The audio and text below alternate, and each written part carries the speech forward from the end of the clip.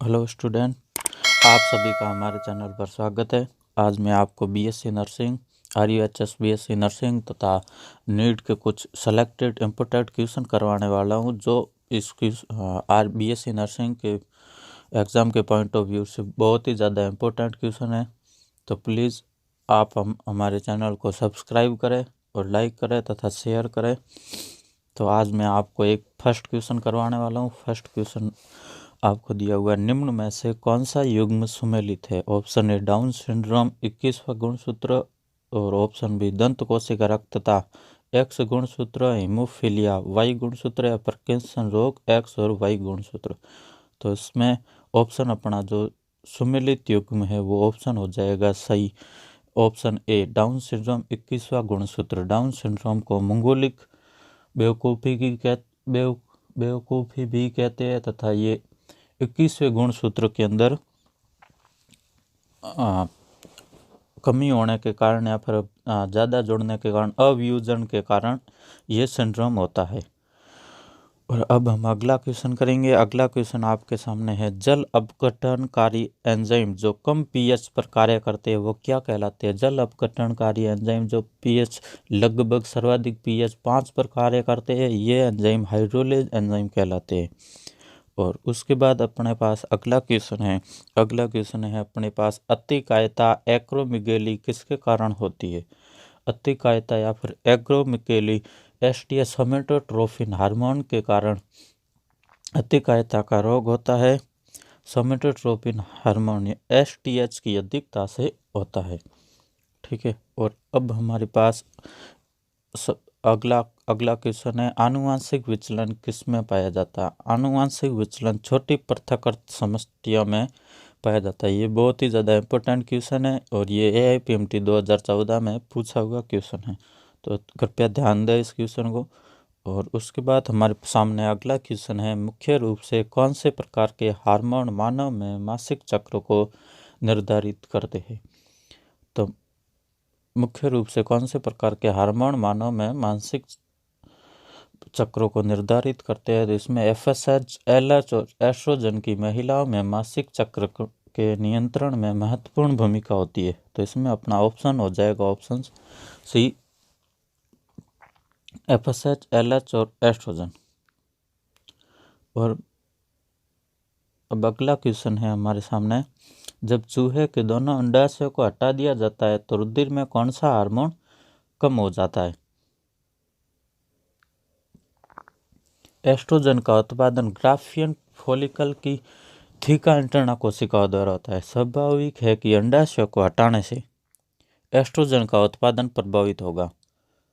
Oestrogen का उत्पादन प्रभावित होगा तो हमारे शरीर के अंदर से मतलब चूहे के अंडाशय को हटाने से एस्ट्रोजन का उत्पादन कम हो जाएगा। तो ऑप्शन होगा ऑप्शन सही, ऑप्शन सी। और अगला क्वेश्चन है हमारे सामने, लंबी अस्थि के सिरों पर कौन सी उपस्थिति होती है? तो लंबी अस्थि के सिरों पर हाइलिन कार्टिलेज या फिर काचा उपस्थिति होती है। तो अपना ऑप्शन हो जाएगा ऑप्शन बी सही। प्लाज्मा झिल्ली के तरल मोजक मॉडल में फॉस्फोलिपिड द्विआण्विक परत का मध्य भाग बनाते। तो अपना ऑप्शन हो जाएगा सही, ऑप्शन सी। ये NCERT की लाइन है, इसको वैसे की वैसे याद रखनी है। ठीक है। अब तक खोजे गए जीवाश्मों के अनुसार मानव की उत्पत्ति और विकास किस स्थान से प्रारंभ हुआ? ये भी NCERT की लाइन है, इसको याद रखना है। अब तक खोजे गए जीवाश्मों के अनुसार मानव की उत्पत्ति और विकास अफ्रीका से प्रारंभ माना जाता है। लसिका के लिए निम्न में से कौन सा कथन सत्य है?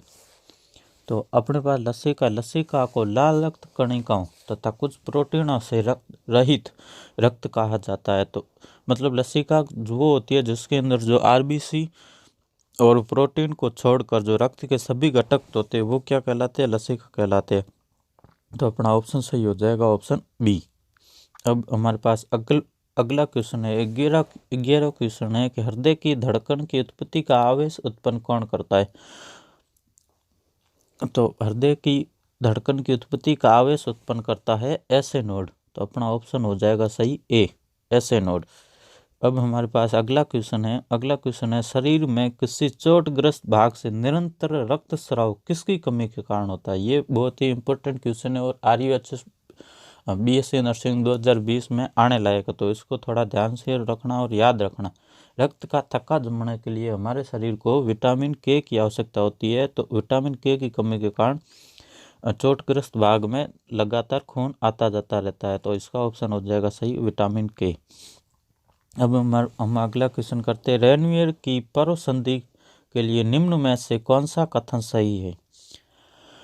रेनवीयर की पर्व संधि के लिए निम्न में से कौन सा कथन सही है। तो माइलिन आच्छद असतत होती है, डिसकंटिन्यूस होती है माइलिन आच्छद, तो अपना ऑप्शन सही हो जाएगा ऑप्शन बी। अब हम अगला क्वेश्चन करते हैं, वन्य जीवों की संख्या में निरंतर कमी होती जा रही है, इसका मुख्य कारण क्या है। ये PMT 2000 या फिर नीट 2016 का क्वेश्चन पूछा हुआ क्वेश्चन है तथा RUHS BSc नर्सिंग में आने की संभावना इसकी बहुत ही ज़्यादा है, तो इसका होगा आवासों का नष्ट होना या फिर आवासीय विखंडन भी पूछा जा सकता है, पर ऑप्शन में अपने आ सकता है आवासीय विखंडन, तो इसका ऑप्शन का होगा क्या सही होगा, आवासों का नष्ट होना। और उसके सरीसृप रेप्टाइल्स किस महाकल्प में प्रभावित है, ये भी इम्पोर्टेंट क्वेश्चन है और इसको ध्यान रखना, ये इवोल्यूशन का क्वेश्चन है, तो इसका ऑप्शन सही है सरीसृप मीजोजोइक महाकल्प में या फिर मीजोजोइक ईरा में प्रभावित है। किस जाति के सदस्यों के लिए सत्य कथन है, किसी जाति के सदस्यों के लिए सत्य कथन है, किसी भी जाति के सदस्यों के लिए उनके बीच में आपस में रिप्रोडक्शन होना ये या फिर जनन होना सत्य कथन है, तो इसका ऑप्शन सही हो जाएगा ऑप्शन सी, ऑप्शन सी। और अपना अगला क्वेश्चन है, प्रदूषित जल में निम्न में से कौन उपस्थित होता है। प्रदूषित जल में तो स्टोन फ्लाई एक अच्छा प्रदूषक है, इसके लार्वे शुद्ध जल में ही रह सकते, मामूली प्रदूषित जल में भी ये नहीं बच पाते, तो इसका ऑप्शन अपना हो जाएगा सही स्टोन फ्लाई का लार्वा। और अब उसके बाद हमारे सामने अगला क्वेश्चन है, अमीबा और पैरामीशियम जैसे प्रोटोजोअन जंतुओं में जल नियमन के लिए अंगक ऑर्गेन्यूल पाया जाता है, जिसका नाम है संकुचनशील रक्तिका एकल कला से अवांछित कोशिका है, जो अनेक प्रोटिस्ट अमीबा पैरामीशियम सहित में पाया जाता है और जल संतुलन के नियमन का कार्य करता है। अमीबा और पैरामीशियम, तो इसका अंदर ऑप्शन सही हो जाएगा संकुचनशील रिक्तिका ऑप्शन ए। और अगला क्वेश्चन है, डबल रोटी बनाते समय किसकी CO2 निकलने से यह छिद्रित हो जाती है। तो डबल रोटी बनाते समय सामान्यतः यीस्ट का उपयोग किया जाता है, तो यीस्ट की CO2 निकलने के कारण यह छिद्रित हो जाती है, तो ऑप्शन हो जाएगा अपना सी, सैक्रोमाइसम सेरेविसी या फिर यीस्ट। और अगला क्वेश्चन है अपने पास, गोबर गैस संयंत्र में काम आने वाले जीवाणु कौन से होते हैं। ये एक यूनिवर्सल क्वेश्चन है जो लगभग साइंस के हर एक एग्जाम में पूछा जाता है, तो इसका ऑप्शन है मेथेनोजन या फिर मेथेनोबैक्टीरिया, तो इसके अंदर ऑप्शन हो जाएगा मेथेनोजन।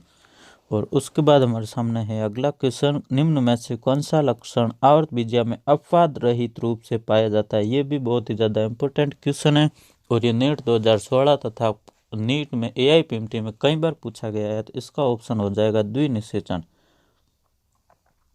और उसके बाद अगला क्वेश्चन है, कैंसर कोशिकाएं आसानी से विकिरण द्वारा नष्ट की जाती है, इसका क्या कारण है। कैंसर कोशिकाओं के अंदर बहुत ही ज़्यादा तेज कोशिका विभाजन होता है तथा कैंसर कोशिकाओं के ऊपर जब